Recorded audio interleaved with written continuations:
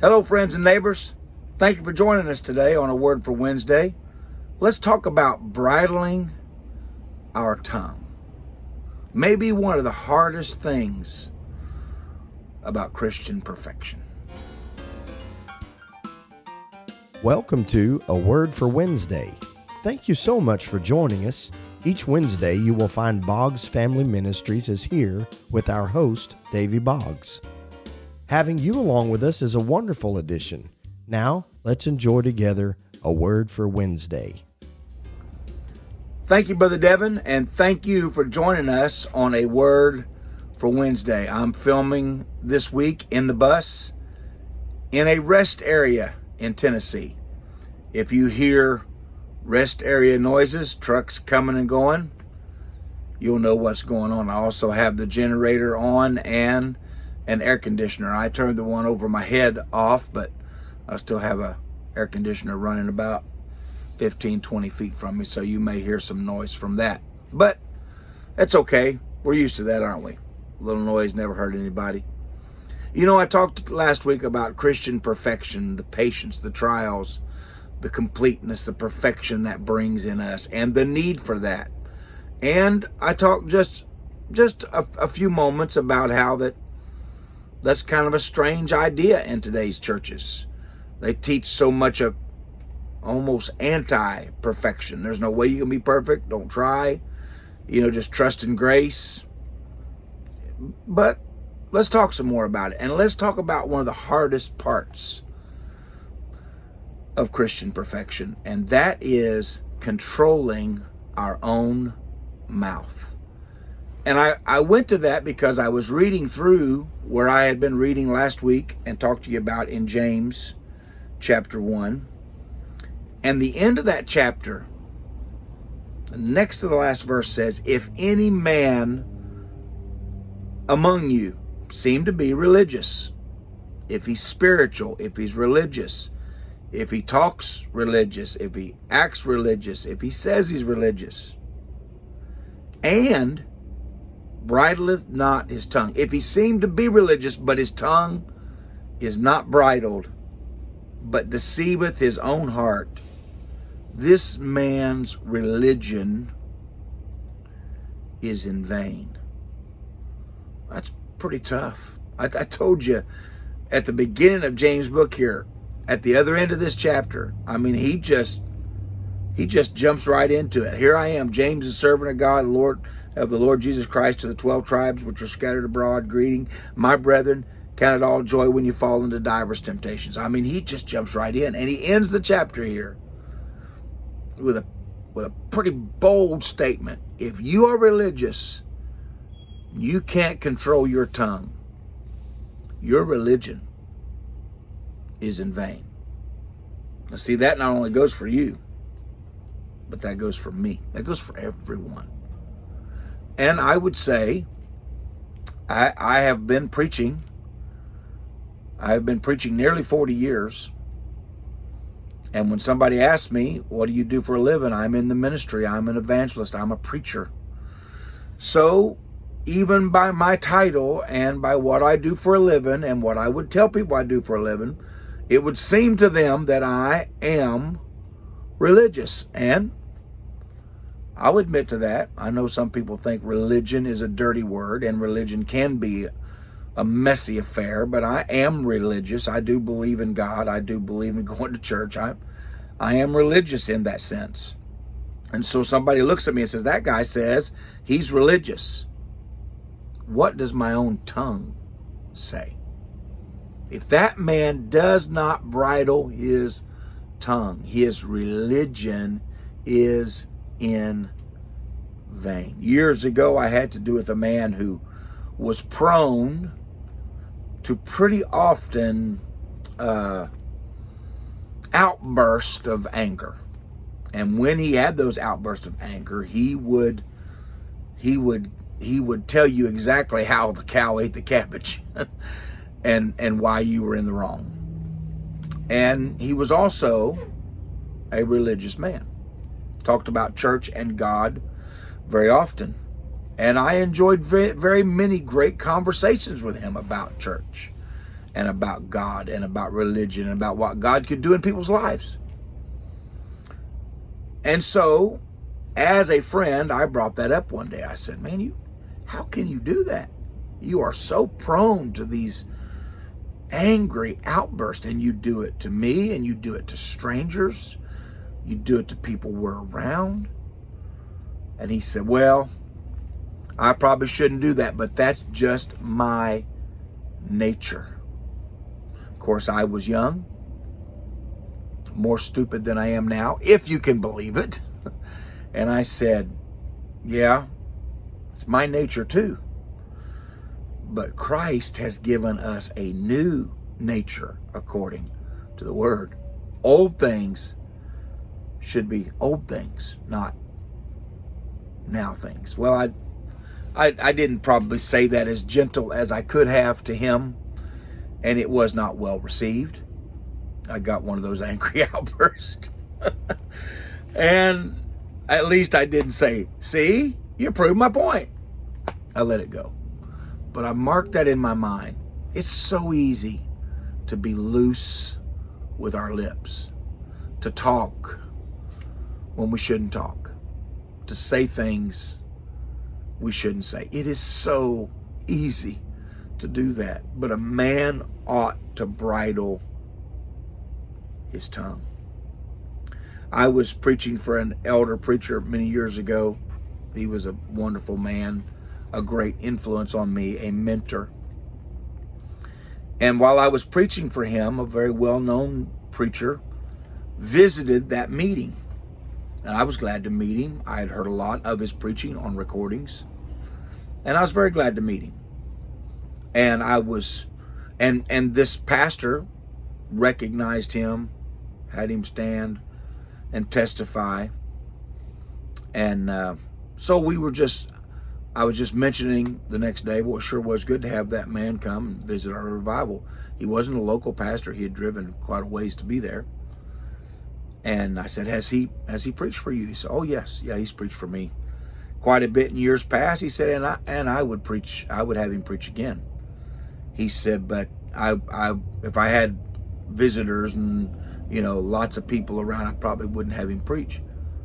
And I was taken back at that as a young preacher. I'm trying to learn, and I said, what? Why?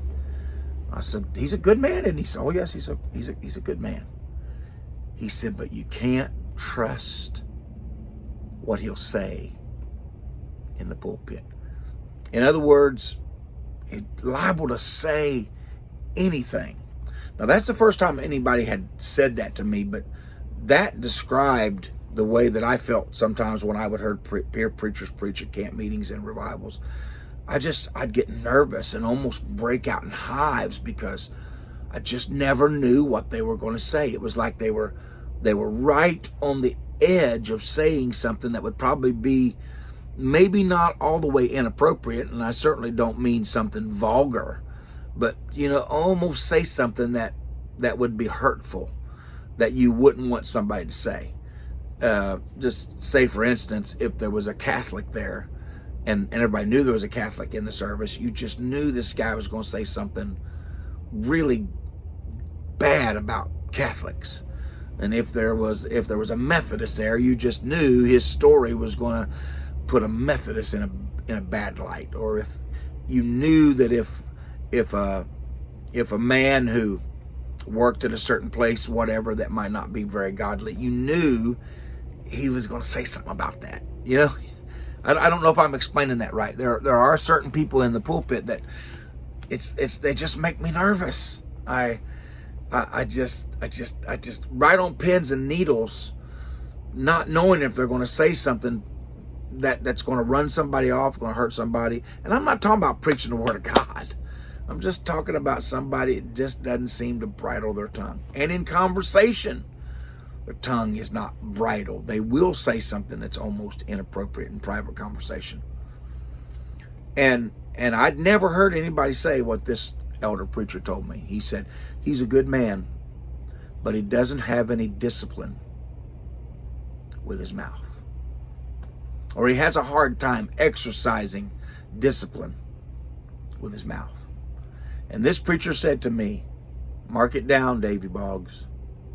If a man is undisciplined in his words, he's undisciplined somewhere else too.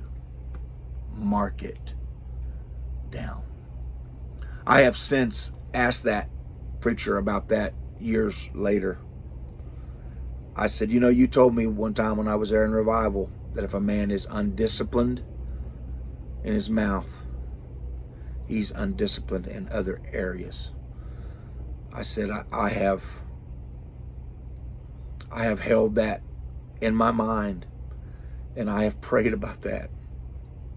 Not necessarily praying about the man he said it about. I have prayed for him, but I've prayed about me. God, help me to be disciplined with my tongue. Help me to be disciplined with my mouth. Help me not to light fires on purpose. Because if I'm disciplined, Lord, undisciplined with my mouth, I am prone to be undisciplined in other areas. And the thing about that is, I've watched it.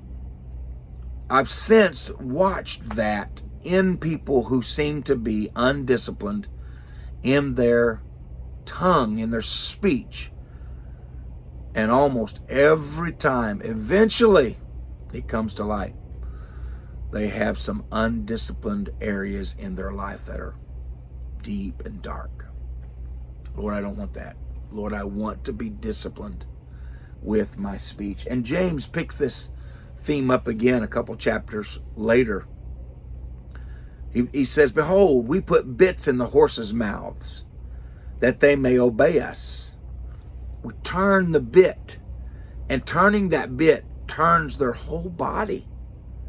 Behold also ships, which though they be great, nowadays 1,000 foot or more longer, and they are driven through the winds and the waves by the fierce winds, yet they can be turned about with a very small helm that controls that little small rudder, whithersoever the governor or the pilot of the ship wants to go. Even so, just like that, the tongue is a little member and boasteth great things.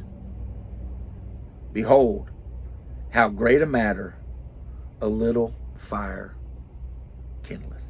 And the tongue is a fire. The tongue, my tongue, your tongue, is a fire. A world of iniquity, so is the tongue among our members, that it defileth the whole body, and setteth on fire the course of nature, and it is set on fire of hell. Brothers and sisters, that's sobering stuff.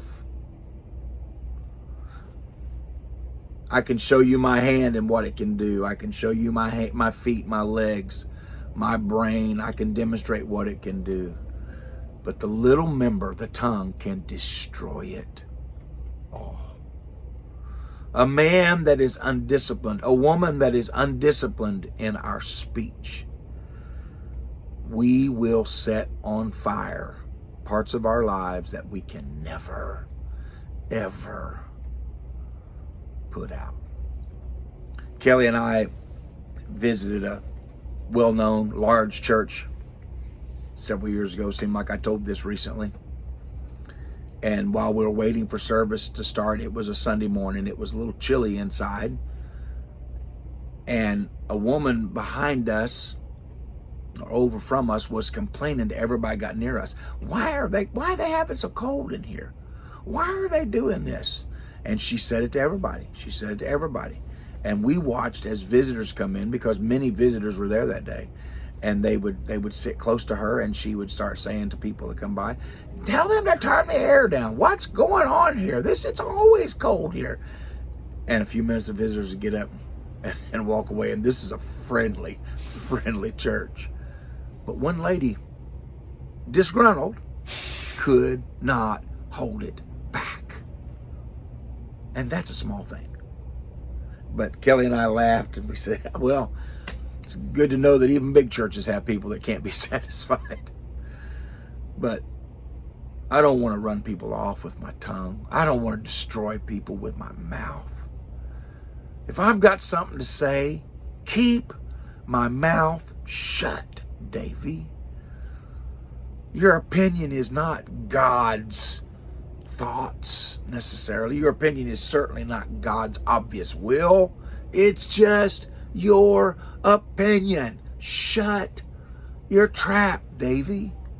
That little tongue can destroy people, can destroy ministries, can destroy homes, can destroy families, can destroy young people. That little tongue can destroy churches. God help me to be disciplined in my speech. All the other areas that I may feel like I model Christian perfection are vain, completely vain, worthless, if I can't control what I say. That's why I take these words very, very seriously. And I make my living in public speaking. And I take my messages I labor over every word. I take them seriously.